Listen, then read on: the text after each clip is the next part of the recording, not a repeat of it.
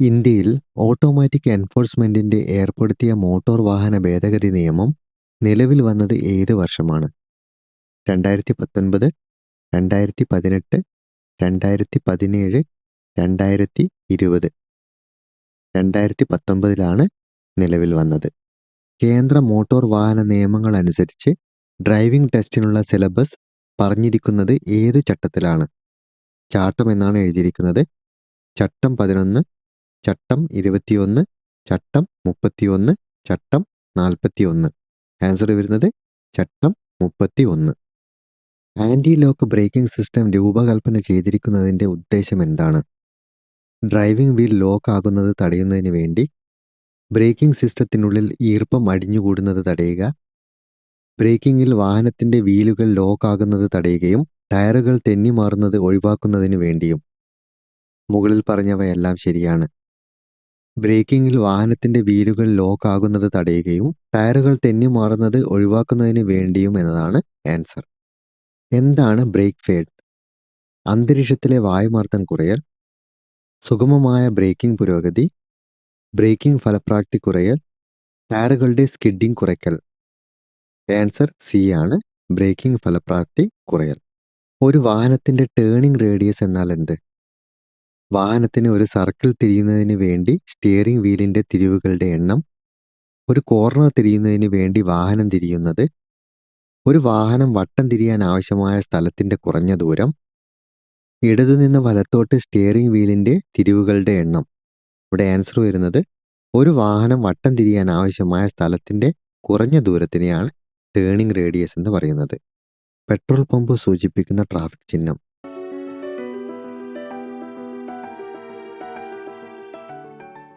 വിവരദായക traffic ചിഹ്നങ്ങൾ സൂചിപ്പിക്കുന്നത് ഇവയിൽ ഏതാണ്?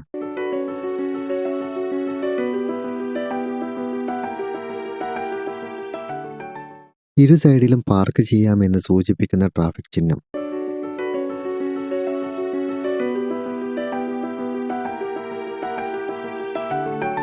മോട്ടോർ സൈക്കിളുകൾക്കും സ്കൂട്ടറുകൾക്കും പാർക്കിംഗ് സൂചിപ്പിക്കുന്ന ട്രാഫിക് ചിഹ്നം.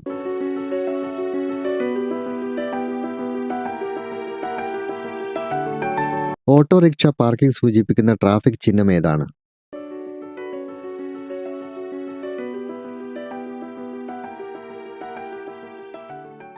റെസ്റ്റോറന്റ് അഥവാ ഭക്ഷണസ്ഥലം സൂചിപ്പിക്കുന്ന ട്രാഫിക് ചിഹ്നം ഏതാണ്?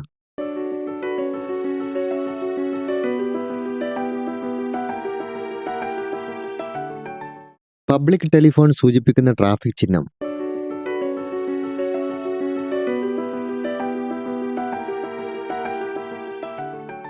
ലൈറ്റ് റീഫ്രഷ്മെന്റ് സൂചിപ്പിക്കുന്ന ട്രാഫിക് ചിഹ്നം ഏതാണ്?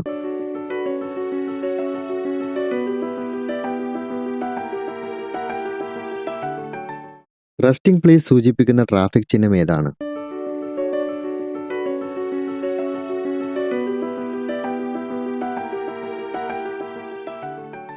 ക്യാരേജ് വേ എന്നാൽ എന്താണ്?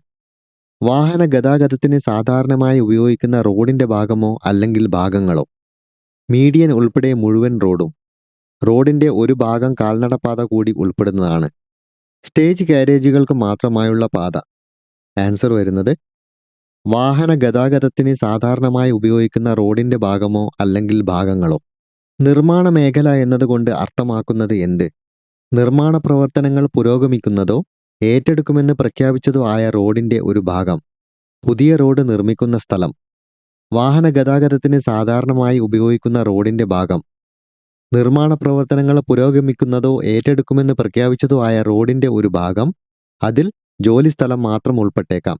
ആൻസർ വരുന്നത് നിർമ്മാണ പ്രവർത്തനങ്ങൾ പുരോഗമിക്കുന്നതോ ഏറ്റെടുക്കുമെന്ന് പ്രഖ്യാപിച്ചതോ ആയ റോഡിൻ്റെ ഒരു ഭാഗം.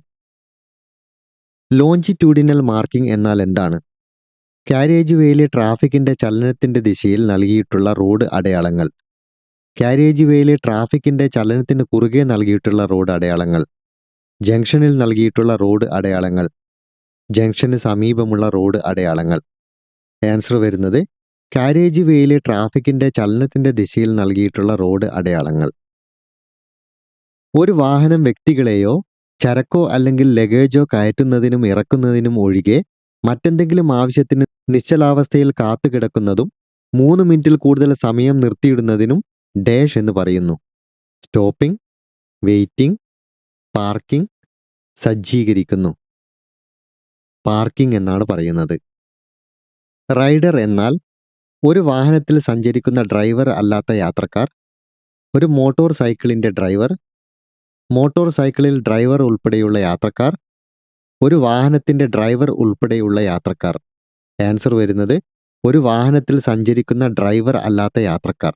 അവരെയാണ് റൈഡർ എന്ന് പറയുന്നത്. ഏതെങ്കിലും റോഡ് ഉപയോക്താവിനേക്കാൾ റോഡിൽ ഉള്ള മുൻഗണനയെ ഡാഷ് എന്ന് പറയാം. VIP വാഹനം, റൈറ്റ് ഓഫ് വേ, ആംബുലൻസ് മാത്രം, ആംബുലൻസും ഫയർ ട്രക്കും മാത്രം. ആൻസർ വരുന്നത് റൈറ്റ് ഓഫ് വേ.